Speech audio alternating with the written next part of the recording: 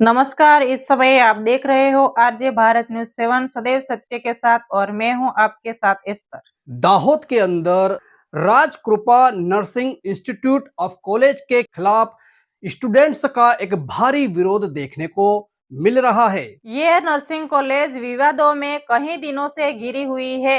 दाहोद के आदिवासी संगठन के द्वारा राजकृपा नर्सिंग इंस्टीट्यूट ऑफ कॉलेज के खिलाफ एक आवेदन पत्र दिया गया और इसके खिलाफ कड़ी से कड़ी कार्रवाई की मांग की गई है। कॉलेज के खिलाफ जांच की मांग उठ रही है। एक बड़ी संख्या में विद्यार्थी एवं विद्यार्थिनी दाहोद जिले के कलेक्टर कार्यालय आवेदन देने के लिए पहुंचे। तो आइए देखते हैं इस पूरी खबर को विस्तार। રાજકોટની અંદર જે ટ્યુશન ફી લે છે એમાં મને વાંધો નથી, પણ જે ટ્રાન્સપોર્ટેશનની ખોટી રીતના ફી લે છે અને હોસ્ટેલ નથી છતાં બી હોસ્ટેલની ફી લે છે આ કોલેજવાળા. આ છોકરા લોકો બધા ઘરથી અપડાઉન કરે છે. 3 વાર એપિસોડ એના આવી બી ગયા છે, એની પર કોઈ એક્શન લેવાય નથી. અને આગળ બી કહે છે કે અમે જવાબ આપીને આવ્યા છે કલેક્ટર કચેરી.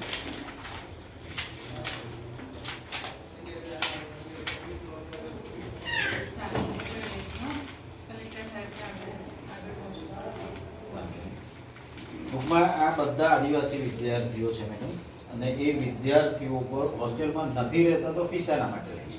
ટ્રાન્સપોર્ટેશનનો ઉપયોગ નથી કરતા તો ટ્રાન્સપોર્ટેશનના પૈસા શાના માટે લે છે? સરકારની એફઆરસી જો બતાવે છે તો એની અંદર લીગલ ફક્ત ને ફક્ત ટ્યુશન ફી હોય.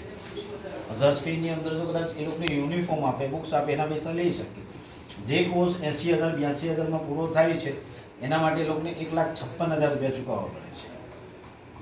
એટલે જે ફીની રકમ છે એની બમણી રકમ. હવે આ બધા વિદ્યાર્થીઓના બધા મા બાપો મજૂરી કરે છે. ગરીબ મજૂરી એટલે આપણે એમ સમજીએ કે કોઈ સેન્ડિંગમાં કામ કરતું હોય, કોઈ ખાનગી છે, કોઈ ફી નક્કી નહીં. ઇન્સ્પાયર પેલો જે એ લોકોને આપવાનું હોય છે લિટરેચર, એની અંદર જે ફી લખીને આપવાની હોય છે. અમે ગવર્મેન્ટની વેબસાઇટો ખોલી છે, એની અંદર પણ 67,000 જ લખેલા છે.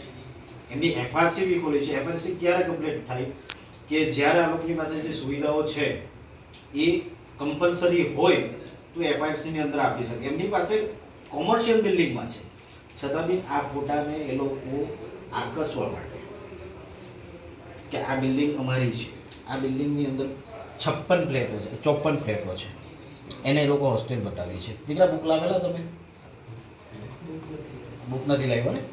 અહીંયા હોટલ ચાલે છે, અહીંયા હોસ્પિટલ ચાલે છે, છતાં પણ એમણે આ રીતના કર્યું છે.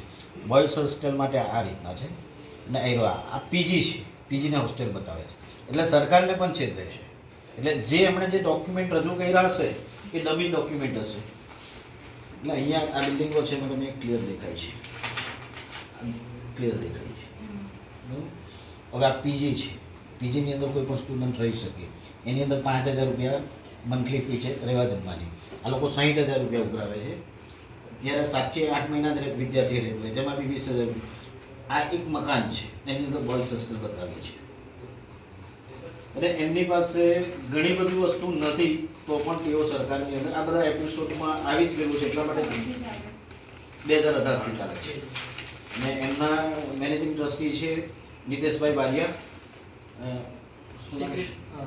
સેક્રેટરી છે સ્નેહલભાઈ મેકવાન અને પ્રિન્સિપલ સોનિયાબેન. આ ત્રણની મિલીભગતના કારણે આ છોકરા પર આખા વર્ષ દરમિયાન 70 થી 80 લાખ રૂપિયા જેટલી ફી વધારે લી છે અને છેલ્લા 7-8 વર્ષથી. અને ડોક્યુમેન્ટ જે ગાઈડલાઈન છે યુજીસીની કે ફક્ત વેરિફિકેશન માટે લેવાના હોય છતાં પણ એ લોકો પોતાના કબજાની હેઠળ રાખે છે.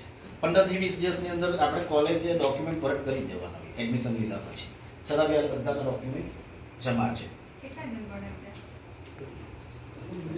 ટોટલ વિદ્યાર્થી કેટલા છે?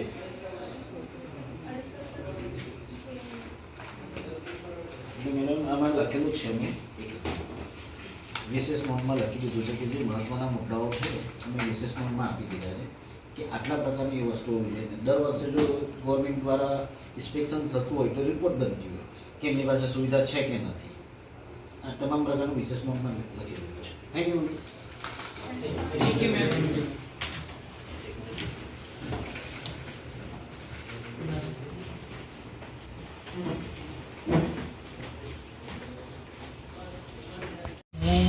Rajkrupa institute of nursing GNM second યરમાં અભ્યાસ કરું છું. જ્યારે અમે લોકો એડમિશન લેવા ગયા હતા ત્યારે અમને ફક્ત 60,000 રૂપિયા જ ફી કીધી હતી અને પછી પાછળથી એ લોકો અમારી જે 67,000 સ્કોલરશીપ આવે છે એ બી લઈ લે છે, પ્લસ અમે ઘરેથી રોકડ 60,000 બી ભરીએ છીએ અને પછી ઉપરથી પાછળથી 25,000 પણ માંગે છે. તો આ બધું યોગ્ય નથી, કારણ કે આ બધી ફીસ બધી ભેગી થઈને 1,56,000 થાય છે. જ્યારે એફઆરસી મુજબ જોવા જઈએ તો જીએનએમનો કોર્સ એક વર્ષની ફી 82,000માં પતે છે.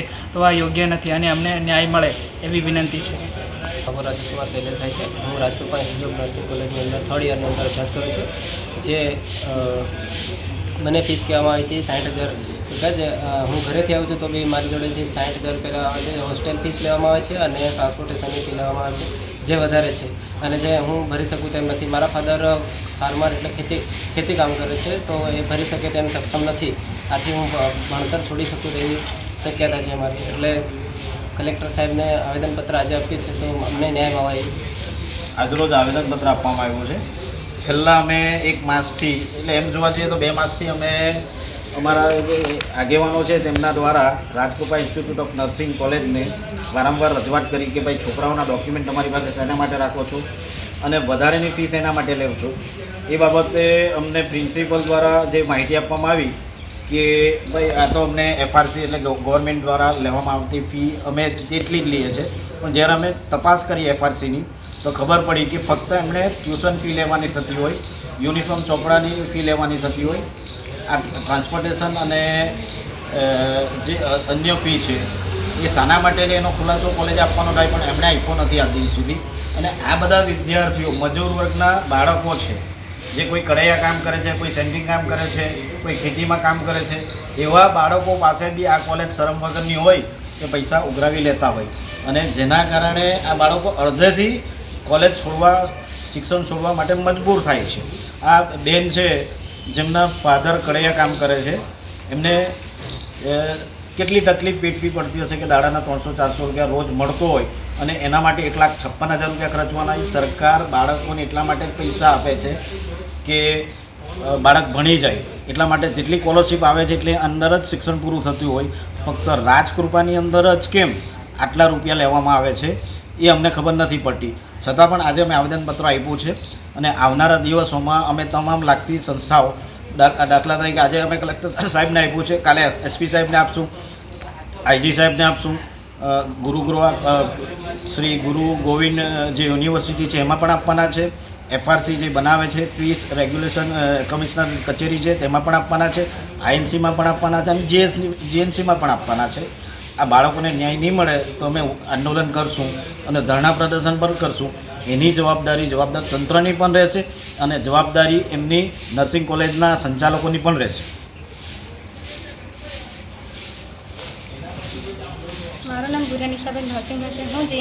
હું હાલમાં રાજકૃપા ઇન્સ્ટિટ્યૂટમાં હું નર્સિંગ કરું છું. મારો કોર્સ છે જીએનએમ, જેમાં હું જ્યારે મેં એડમિશન લીધું તો ત્યારે મને સ્કોલરશીપની કશું વાત કરવામાં નથી આવી અને 60,000 મારી ફીસ કીધી છે. હાલમાં મારી ફીસ 1,56,000 બોલે છે, જે મારાથી ભરી શકાય એમ નથી અને કોલેજવાળા મને દબાવ મૂકે છે કે આટલી ફીસ ભરવી જ પડશે. जैसा कि इस पूरी खबर को हमने विस्तार पूर्वक देखा, इस खबर को लेकर आप क्या कहना चाहते हो? जरूर हमें कमेंट्स बॉक्स में लिखें, यदि चैनल पे नए हो तो चैनल को सब्सक्राइब करना ना भूले, ताकि ऐसी ही हर एक खबर सबसे पहले आप तक पहुंचती रहे. बने रहिए आरजे भारत न्यूज़ 7 के साथ. फिर मिलती हूँ ऐसी कोई खबर के साथ. नमस्कार.